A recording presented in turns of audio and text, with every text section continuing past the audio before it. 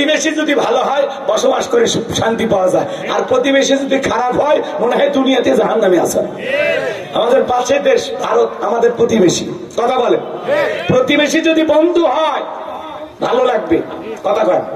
প্রতিবেশী যদি বন্ধুত্বপূর্ণ আচরণ করে আমাদের ভালো লাগবে, কিন্তু প্রতিবেশী যদি প্রভু হতে চায় এটা মেনে নেওয়া যাবে না, কথা বলে ঠিক না।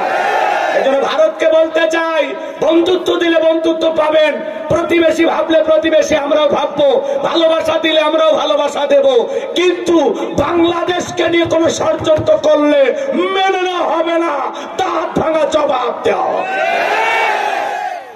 প্রতিবেশী বন্ধু হলে আমাদের আপত্তি নেই, আমরা বন্ধুত্বের হাত বাড়িয়েছি, আসেন বন্ধু হন, কিন্তু প্রভুত্ব আমরা মেনে নেব না।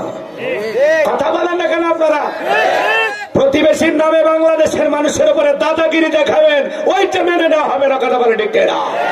এই জন্য ভারতকে বলতে চাই, এখনো সময় আছে, অতীতের সব কিচ্ছা কাহিনী ভুলে নতুন করে আমাদের সাথে সম্পর্ক করেন। ওরা কিন্তু মিডিয়ার মাধ্যমে বাংলাদেশকে নিয়ে সব সময় তত্ত্ব সন্ত্রাস চালিয়ে যাচ্ছে, অপপ্রচার চালিয়ে যাচ্ছে, বিশ্বের দরবারে বাংলাদেশকে জঙ্গি রাষ্ট্র হিসেবে তুলে ধরার ষড়যন্ত্র করতেছে, কিন্তু কোনো লাভ হবে না। কথা বলেন না কেন? আমাদের অপপ্রচার চালে আপনাদের লাভ আছে? লাভ নাই।